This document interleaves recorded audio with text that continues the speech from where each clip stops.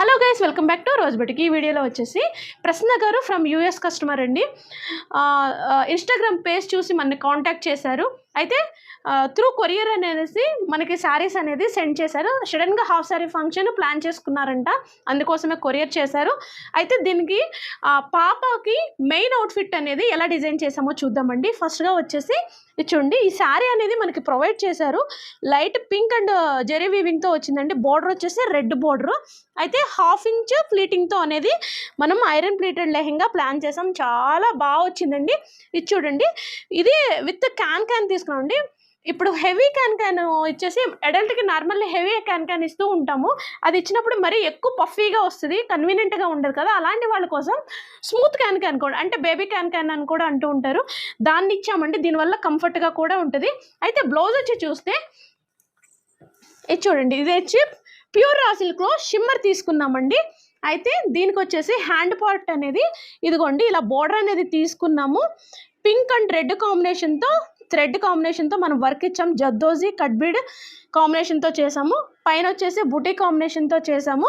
అయితే బ్యాక్ వచ్చేసేసి ఇది చూడండి, బ్యాక్ అనేది యూ షేప్ తీసుకున్నాము. ఇలా బార్డర్ ఇచ్చామండి. బుటీస్ కూడా గ్యాప్ లేకుండా ఇచ్చామన్నమాట. అయితే ఓణి విషయానికి వస్తే ప్యూర్ జార్జెట్ అనేది వైట్ ఫ్యాబ్రిక్ పర్చేస్ చేశానండి. చేసి దీనికి మనకి లెంగాకి బోర్డర్ కాంబినేషన్తోనే నేను ఇక్కడ ఓణి అనేది ఇచ్చానండి. దీనికి కాంబినేషన్ కానీ ఇలా తీసుకుని ఫైనల్గా మనకి షార్ట్ పీరియడ్ అండి, 3-4 డేస్లోనే మనం డెలివరీ ఇస్తున్నాం ఈ అవుట్ఫిట్ అంతా. అందుకోసమే ఏంటంటే మగ్గం వర్క్ లేస్ అనేది ఇచ్చామండి, ఇలా అటాచ్ చేసాము. ఫైనల్గా అసలు ఈ అవుట్ఫిట్ అనేది చాలా బాగా అయితే వచ్చిందండి. అయితే మనము పాపకి శారీ విత్ బ్లౌజ్ కూడా ప్లాన్ చేసాము. శారీ మీద దానికి కూడా మేడం వర్క్ బాగా చేయించుకున్నారండి. ఫస్ట్గా శారీ ఎలాగుందో ఇది చూద్దాము.